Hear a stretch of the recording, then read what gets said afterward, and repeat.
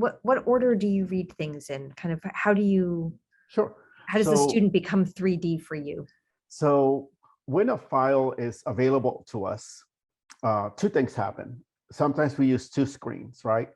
The first thing all of you should know is that no one item makes or break a candidate. If there is one item, it would typically be the transcript, because that's at the heart of the review, right? And so, and I say that because a glowing letter of recommendation is not going to make up for 9th, 10th, and 11th and fall of senior year grades that have been not so great, or that are just starting to get great, because students are competing with, typically, students have been very strong from 9th, 10th, 11th, and 12th. So it's funny because when I have a lot of biases, like everyone does, right? And I'm a straight shooter. It's my reputation. So when I was talking to kids in Texas last week or New Mexico, I say, if you're sitting in this room in person, I'm assuming that you may be looking at similar institutions, whether it's Pomona, Tufts, Georgetown, Columbia, Chicago, whatever. And typically you have been very strong, not just junior year. We're looking for students who have consistently been challenged and have taken challenging loads and have done as well as they can, right? So we begin with typically, I get to what we call the personal side of the application first.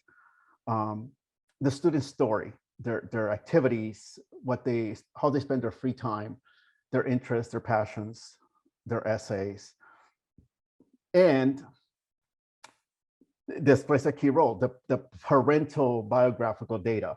And by that, I mean the students has to provide us the names of their parents or guardians, where the parents were born, if there's any other languages spoken at home, and the level of education of the parents.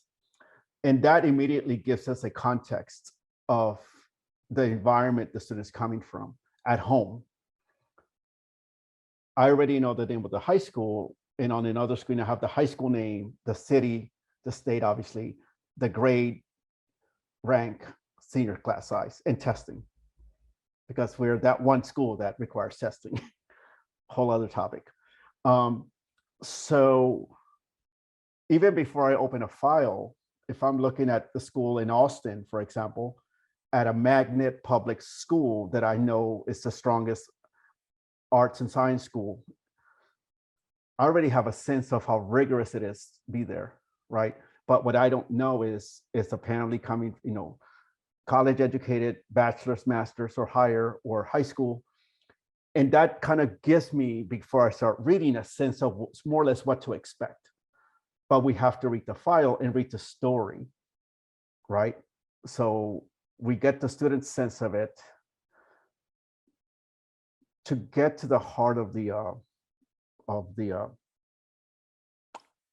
performance. One thing I tell students and counselors and teachers is, like, I don't know what the student is like in the classroom. I can see the grades. I can see what a high school transcript looks like in Texas or New Mexico, but I don't know what makes that student, if they're performing at level, what it took to get there. I made a comment earlier about how it's going to be different, to me at least, this year. And one thing we noticed, Heidi, which is very interesting for all of you, is we did notice a bit of grade inflation last year at the mid-year, from fall to spring, quite a bit. I mentioned this to the high schools when I visited, and many of them said, you're going to see grades drop because some teachers have put the brakes on that. They've been back in person. But we did see quite a bit of grade inflation. And in some cases, grades went from 100-point scale or A to F to just pass fail. When any of that happens, then it's the narrative of the counselor and the teacher that illuminate for us what is going on in special challenges or circumstances. So this is why I say, in this year of COVID, that sort of descriptors that you're using are critical.